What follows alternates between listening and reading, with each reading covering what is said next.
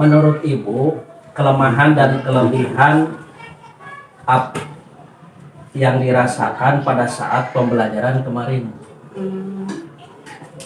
Kalau menurut saya dari segi kekurangan dulu Pak ya. Iya. Kalau dari segi kekurangan terus terang saya agak sulit menentukan media ya Pak. Iya. Nah karena kan tadi anak didik saya di kelas 2 itu memiliki kebutuhan berbeda. Karena saya juga sudah pernah bilang Bapak kalau ada satu anak yang berkebutuhan khusus ya memiliki hambatan dalam belajar.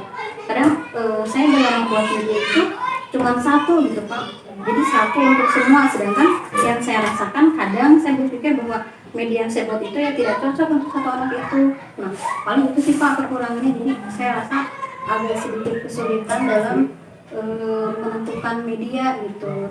Apalagi kan dari segi sarana prasarana kita di sekolah juga masih perlu banyak pembaharuan gitu ya. Jadi masih agak kurang gitu Pak ya. Itu sih Pak kalau dari segi kekurangan. Kemudian kalau dirasa kelebihan, saya merasa saya mampu mengkondisikan anak gitu Pak ya. Karena yang saya rasa ketika anak-anak belajar dengan saya, mereka merasa happy gitu Pak. Mereka merasa senang, kemudian selalu ada tertawanya, merasa tidak tegang, kemudian dari hasilnya pun sesuai dengan harapan gitu Pak, sesuai dengan tujuan pembelajaran yang saya buat gitu.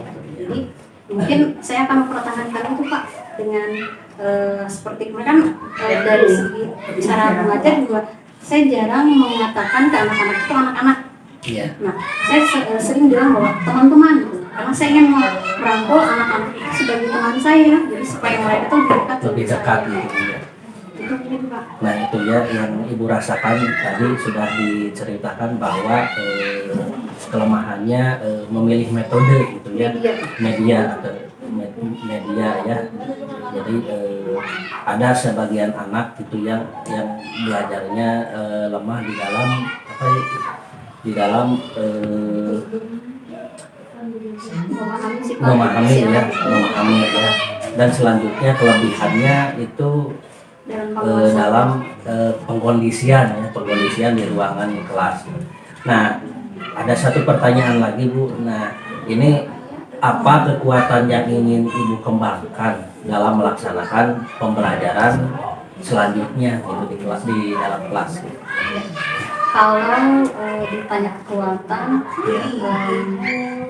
saya terserah saya lebih suka untuk saya lebih senang menulis, kemudian saya lebih senang mengajak anak-anak untuk membuat proyek gitu ya. Kalau diingat dari awal saya mengajar sampai sekarang selalu ditempatkan di kelas rendah.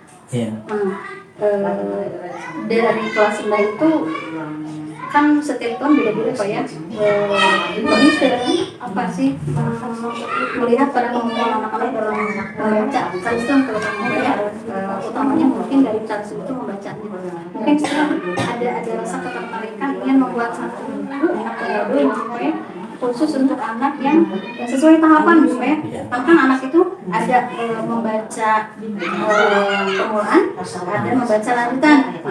Kadang kan dari kelas 1 itu suka susah gitu ya dalam membacanya gitu. Nah, mungkin untuk kedepannya saya ingin membuat sebuah modul modul membaca permulaan dan membaca lanjutan. Nah, setelah itu juga kan anak-anak itu kalau misalkan pembelajaran tanpa perencanaan yang baik, kadang belajarnya cuma sebatas baris, doa, nulis, kerjain tugas, pulang gitu ya. Tapi saya pengen nanti itu bikin apakah itu dalam 1 minggu sekali ataukah misalkan 1 minggu 2 kali kita bikin proyek Pak. Jadi proyek dalam tadi jadi fokus saya itu pengen penetrasi gitu Pak ya. Apakah nanti bikin pohon literasi atau misalkan lebih ke produknya, misalkan hari ini kita baca tentang si kancil dan buaya misalkan, kan bisa aja apakah itu bikin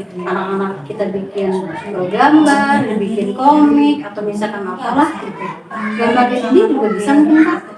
Itu sih Pak yang kembangkan. Hebat sekali Bu ya, ya kekuatan yang dimiliki dan bisa dikembangkan tadinya di dalam kelas maupun di sekolah gitu ya. Ya terima kasih Bu